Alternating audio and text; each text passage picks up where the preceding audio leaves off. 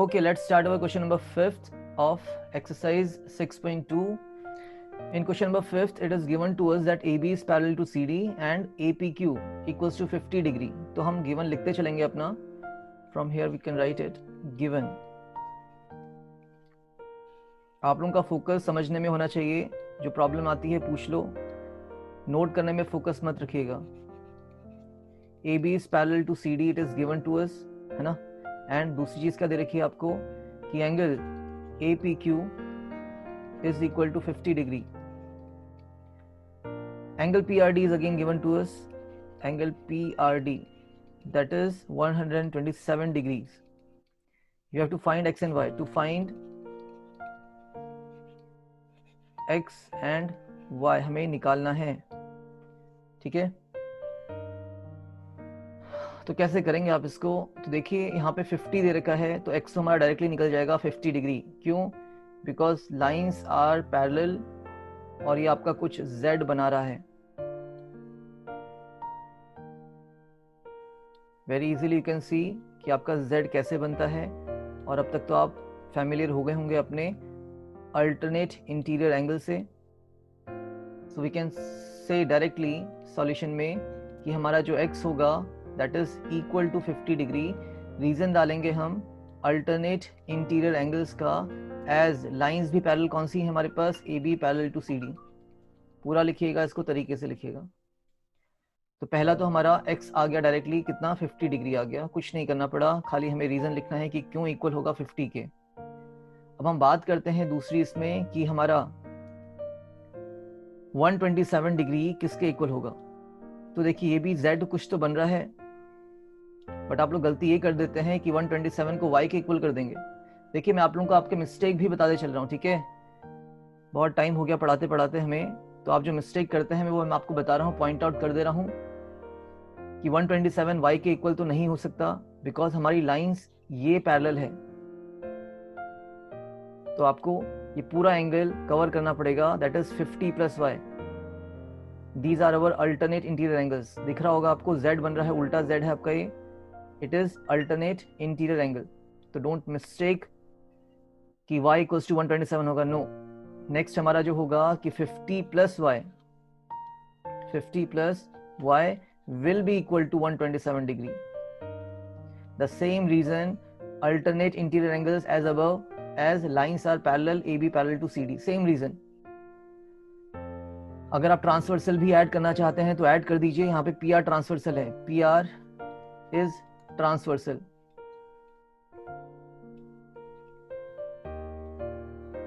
ठीक है, और ऊपर क्या ट्रांसवर्सल था हमारे पास, ऊपर जो ट्रांसवर्सल था that was PQ. PQ is transversal. तो y कितना हो जाएगा, that is 127 minus 50 and it is कितना आ जाएगा 77. दैट्स करेक्ट, 77 डिग्री आ गया आपका y. तो देखिए 2 स्टेप का आंसर है, फिगर समझिए और लिए. ठीक है, ओके आगे बढ़ते हैं नेक्स्ट पे अपना. Okay, that is your question number 6. क्या बोल रहा है इसमें इन फिगर 6.33. फिगर आपका नीचे दिया हुआ है. PQ and RS sorry are two mirrors placed parallel to each other. An incident ray, okay, AB strikes the mirror PQ at B. The reflected ray moves along the path BC and strikes the mirror RS at C and again reflects back along CD. Prove that AB is parallel to CD. तो पहले तो मैं यहाँ पे आपको थोड़ा basic समझाता हूँ कि होता क्या है जब हमारे पास लाइंस मिरर होता है तो लाइंस कैसे बिहेव करती हैं. ये इसका रिफ्लेक्टिंग सरफेस है, लेफ्ट हैंड साइड आपको दिख रहा होगा, और राइट हैंड साइड मतलब इसमें कुछ कोटिंग होगी, पेंट होगा. अगर हमारी कोई रे आ रही है ना, एनी रे क्या होती है, दुनिया भर की लाइट्स आ रही हैं, उसमें से सिर्फ हमें एक रे उठानी है.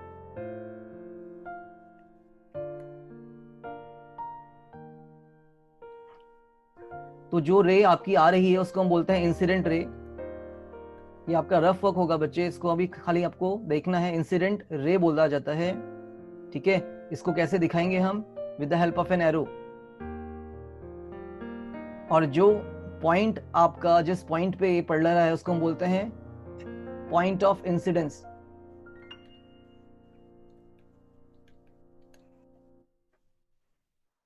DENC इंसिडेंस है ना, जिस पॉइंट पे आपकी इंसिडेंट रे पड़ रही है उसको हम पॉइंट ऑफ इंसिडेंस बोल रहे हैं, और यहां से फिर आपका रिफ्लेक्शन होता है, the bouncing back of the light. रे आपका बाउंस हो गया और इस तरीके से कुछ एरो जा रहा है। अब यहाँ पे हमें एक इमेजिनरी लाइन अगर ले हम तो that is an imaginary line, जो कि हम क्या बोलते हैं, नॉर्मल बोलते हैं, बिकॉज मिरर के साथ ये 90 डिग्री बनाता है, that is normal N. Simply ये परपेंडिकुलर है। अगर मेरा मिरर m डैश है, मिरर इज m डैश, तो जो n होगा वो पॉइंट ऑफ इंसिडेंस पे नॉर्मल बना रहा है आपका 90 डिग्री। तो इंसिडेंट रे और नॉर्मल के बीच का जो एंगल होता है उसको हम बोलते हैं एंगल ऑफ इंसिडेंस, एंगल आई। और incident ray, sorry, normal and reflected ray, ठीक है, ये आपका रिफ्लेक्टेड रे था, इसके बीच जो एंगल बनता है उसको हम बोलते हैं angle R. And laws of reflection क्या बोलता है, दो चीज बोलता है। लॉज ऑफ रिफ्लेक्शन दो चीज बोलता है। पहली चीज कि आपका जो इंसिडेंट रे है, जो रिफ्लेक्टेड रे है एंड जो नॉर्मल है, वो एक ही पॉइंट पे लाई करेंगे, that is the point of incidence, and it is on the plane. Plane मतलब मिरर के ऊपर पड़ेगा। तीनों पॉइंट्स किसके ऊपर लाई कर रहे हैं, प्लेन के ऊपर लाई कर रहे हैं। उसका हमें यहाँ पे यूज नहीं करना है। हमें जो यूज करना है वो है आपका angle I is equal to angle R. हमेशा ऐसा होगा, अगर हमारे पास प्लेन मिरर है तो angle I equal to angle R होगा। मैंने बता दिया, नॉर्मल और इंसिडेंट रे के बीच में जो एंगल बनता है उसको हम बोलते हैं एंगल ऑफ इंसिडेंस, ये एंगल। और रिफ्लेक्टेड रे और नॉर्मल के बीच में जो एंगल बनेगा उसको हम बोलेंगे reflected, sorry, angle of reflection, not reflected but angle of reflection. Clear? तो ये तो हमारा बेसिक था। इस क्वेश्चन को करने से पहले देखते हैं। तो देखिए यहां पे अगर हम AB की बात करें तो AB क्या हो रहा है, एक इंसिडेंट रे हो रहा है PQ मिरर के ऊपर। तो मैं पहले खाली गिवन पॉइंट लिखूंगा और इसको मैं इरेज कर दूंगा बिकॉज यहाँ पे स्पेस थोड़ा कम है मेरे लिए। गिवन क्या है, AB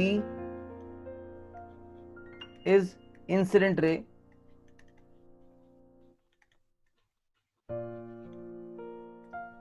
eight B, you can say, है ना। AB क्या हो रहा है, इंसिडेंट रे हो रहा है B पर। तो रिफ्लेक्टेड रे क्या होगा, BC होगा। BC इज रिफ्लेक्टेड रे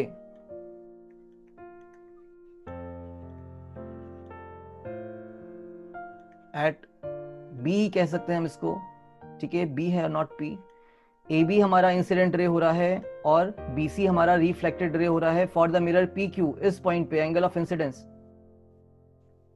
तो अगर मैं क्या करूं, यहां पे एक लाइन ड्रॉ करूं, ठीक है, if I am drawing a line here, कैसी लाइन, नॉर्मल, N कह देते हैं इसको। B पॉइंट पे हमने कुछ नहीं करा है, एक परपेंडिकुलर ड्रॉ किया है, that is perpendicular to PQ। तो क्या होगा, ये एंगल ऑफ I बनने वाला है, जिसको मैं 1 लिख रहा हूं यहाँ पे, और angle of reflection is R, इसको मैं 2 कह दे रहा हूं, ठीक है। Reflected ray, sorry, incident ray और नॉर्मल के बीच में जो एंगल बन रहा है that is one angle, that is angle of incidence. और नॉर्मल और रिफ्लेक्टेड रे के बीच में जो एंगल बन रहा है that is angle of reflection, angle 2, ये इक्वल होते हैं। तो हम यहीं पे लिख लेंगे इसको, यहाँ पे तो नहीं लिखेंगे, कंस्ट्रक्शन करना पड़ेगा। वापस आते हैं C पॉइंट पर। अगर मेरा मिरर RS हो रहा है तो देखिए C पॉइंट पे क्या होगा, जो BC होगा वो इंसिडेंट रे हो रहा है, आ रही है ये रे आपकी, it is coming. So what we can say, BC is an incident ray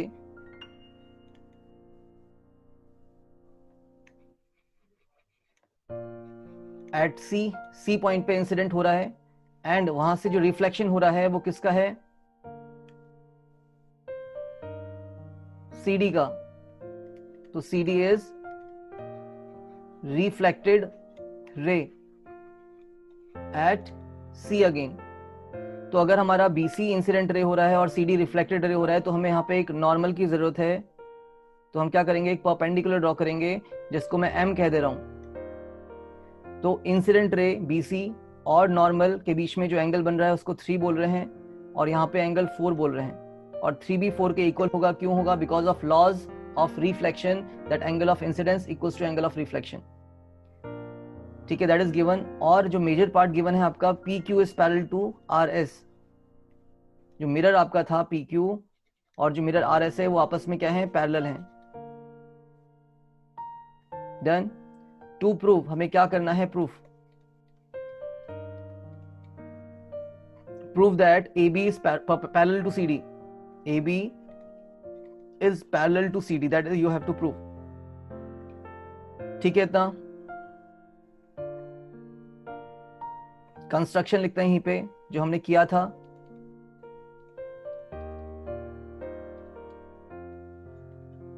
draw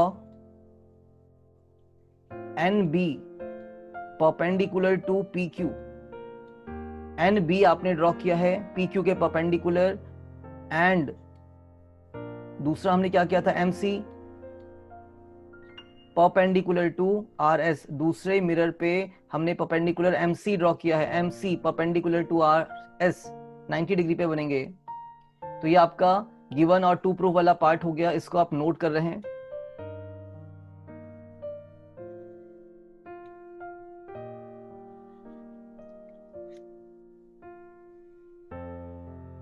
हमने कंस्ट्रक्शन भी लिख दिया है, इसको भी आप नोट करिए, फिर आगे बढ़ते हैं बच्चे।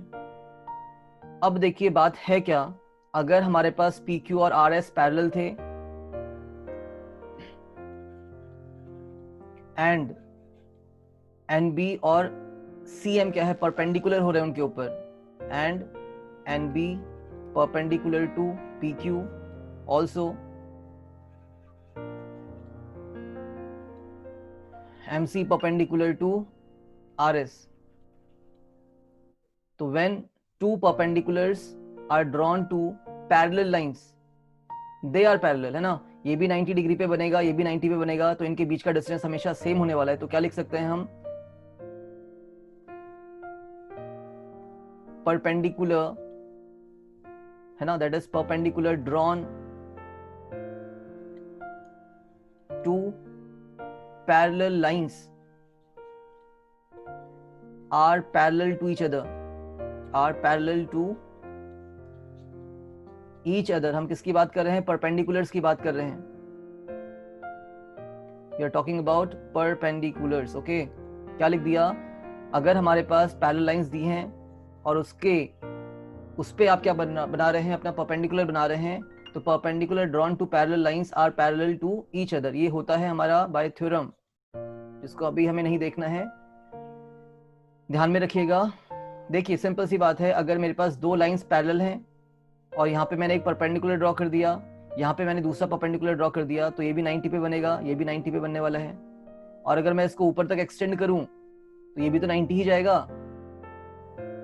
तो ये दो लाइंस जो हमारे दिख रही थी परपेंडिकुलर वाली, ये पैरेलल कब होंगी, जब इनके बीच का एंगल सप्लीमेंट्री होगा, दैट इज को इंटीरियर एंगल्स आर सप्लीमेंट्री। तो हम इस रिजल्ट का यूज करेंगे, इसको प्रूव नहीं करेंगे, ना करके दिखाएंगे यहाँ पे कि हमारा लाइन पैरेलल क्यों हो रहा है, परपेंडिकुलर्स पैरेलल क्यों है, बिकॉज जो इनके अंदर का एंगल्स बनने वाला है वो आपका क्या होगा, सप्लीमेंट्री होगा।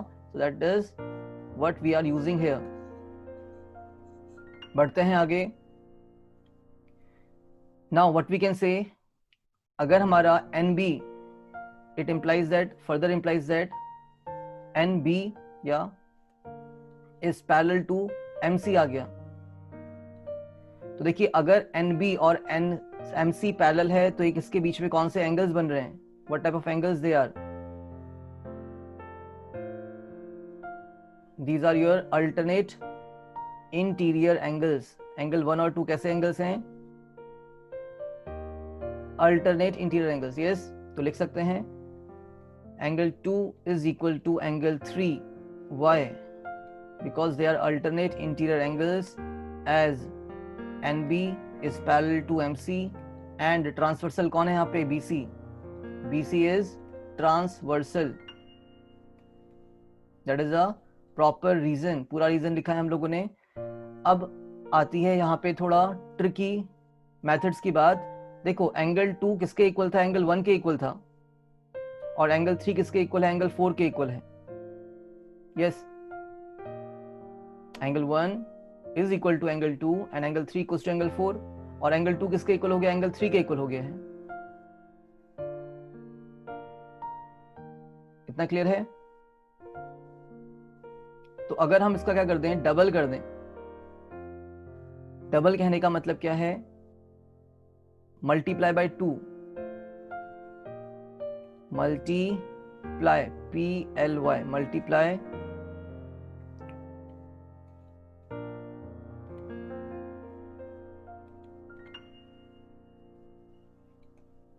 Bye 2 on both sides. Double कर रहे हैं हम तो कोई फर्क तो पड़ेगा नहीं, इक्वेशन में इक्वल था ही, तो डबल ऑफ एंगल 2 हो जाएगा equals to double of angle 3 हो जाएगा। Double of angle 2 equals double of angle 3। Now अब मैं क्या कर रहा हूं, इसको एंगल 2 प्लस एंगल 2 लिख दूंगा, और एंगल 3 को मैं लिख सकता हूं, डबल ऑफ एंगल 3 को मैं लिख सकता हूं एंगल 3 प्लस एंगल 3। यही तो मतलब हुआ डबल का। क्लियर था?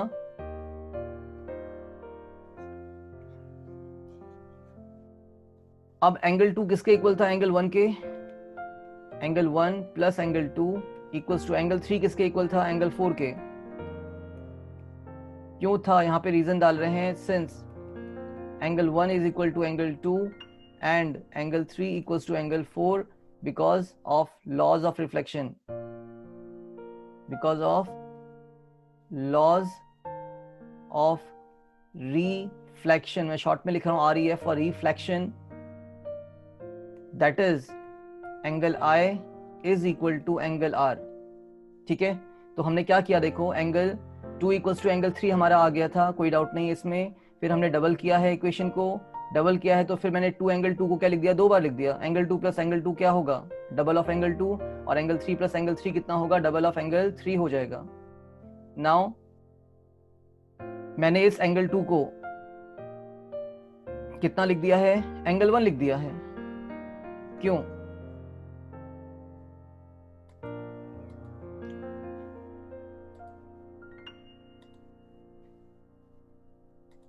क्योंकि because of laws of reflection angle I equals to angle R होता है, तो एंगल 1 एंगल 2 आपके क्या है? I और R बन रहे हैं। ऐसे 3 और 4 इक्वल थे तो मैंने 3 की जगह 4 लिख दिया। अब what is angle 1 plus angle 2? It is your angle ABC। Check कर लीजिए, एंगल 1 और 2 को मैं अगर ऐड कर दूं तो क्या निकल के आए? ये पूरा एंगल निकल के आ जाएगा, that is angle AB and C। Correct, ज्यादा हो गया यहाँ पे। और नीचे को देखो, एंगल 3 और 4 को अगर हम ऐड कर देंगे तो कितना निकल के आएगा? ये पूरा angle, that is BCD। Angle 1 plus angle 2 is angle ABC, angle 3 plus 4 equals to angle BCD. But these are the pairs of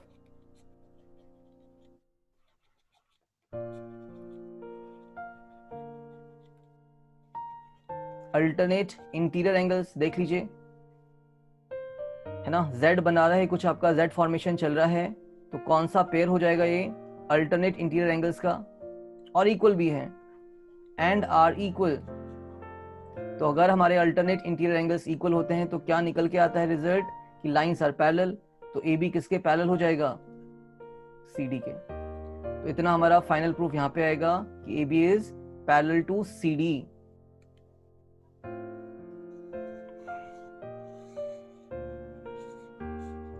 ठीक है, तो यहाँ पे हमारा अपना सॉल्यूशन कंप्लीट होता है कि AB हमें पैरेलल करना था CD के, तो ये हो जाता है।